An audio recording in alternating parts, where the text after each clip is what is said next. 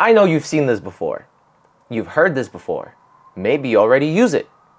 So in this video, I'm going to tell you everything you need to know about what gonna is, what it means, how we use it, to make sure you can use it correctly. So if you're ready, let's begin. All right, so here's what's happening. In order for us to fully understand this gonna situation, we need to first figure out what be going to plus verb is. And some of you already know. We use be going to plus verb to talk about and state and announce our future plans or future intentions. Things that we want to do in the future, and we probably will because we really want to. Here are some examples. I'm going to work hard, right? It's almost like a promise you make to yourself. You state and you announce that this is your future intention. Starting next year, starting January, I'm going to work hard, right? Be going to plus verb. That's very important. She is going to call him later. She, be going to, verb, the rest. It doesn't matter right now. So in this case, again, we have the verb here. Now, here is the transformation. Be going to, we can transform this part going to into gonna. Be still stays. That's rule number one. Be always stays. And the main reason for this thing to begin with is just to make it easier to say. Going to, too much. For us, too much. We want to make it easier and more pleasant to say. Gonna, very easy to say, right? So, like I said, rule number one, be has to stay. Rule number one, be has to stay. Rule number two, verb has to be there. So, this has to be followed by a verb in order to do this. Future plans, intentions. If you're looking at a sentence that has be going to, but after, it's not a verb. It's a noun, name of a place.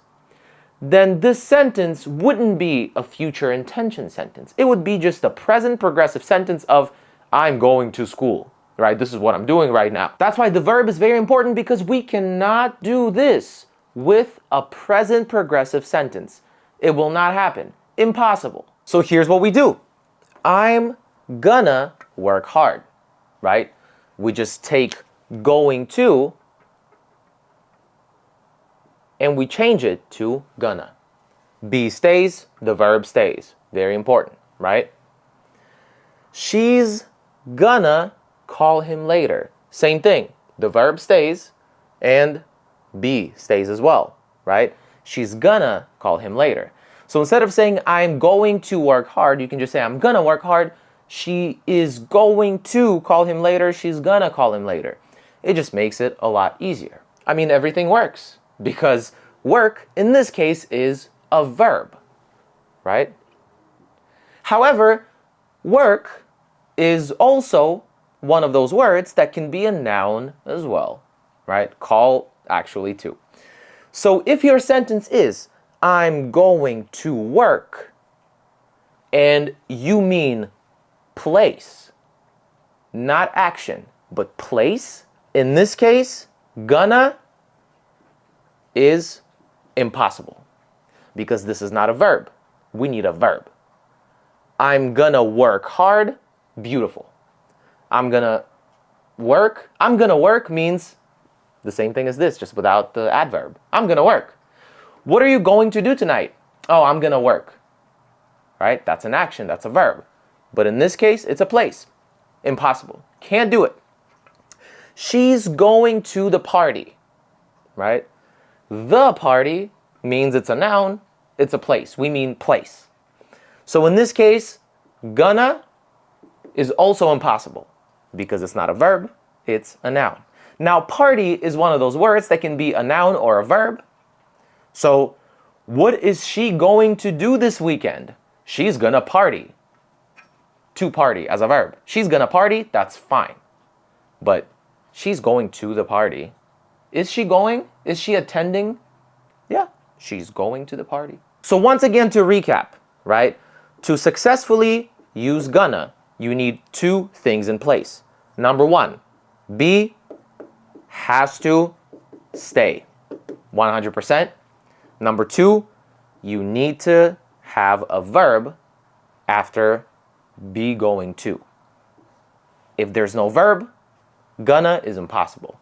So if these two conditions are met, you can successfully do this. But honestly, this is the main condition because be is going to be there either way, whether it's future intentions or just simple present progressive. Be is always there. So this is not necessarily a condition. It's more for you to keep in mind when you do use gonna and you say it. Don't forget, don't leave it out. But this is the main rule. Rule number one, main condition. It has to be with a verb. And that's how we use gonna. So now you can use it confidently and be 100% sure that you are using it correctly. And this is everything I have for you today. Just a quick grammar reminder. I hope you liked it. And if you liked learning with me and you want to learn more, check out the link down below to take a look at all of my online courses if you want to continue learning with me. We are doing some holiday deals right now as well. And every day until December 30th, we have different deals and different discounts on different things. So definitely check it out. If one of your New Year's resolutions is to make your English better, you've come to the right place.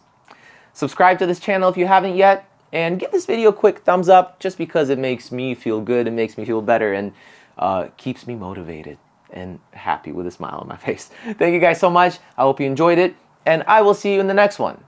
Bye.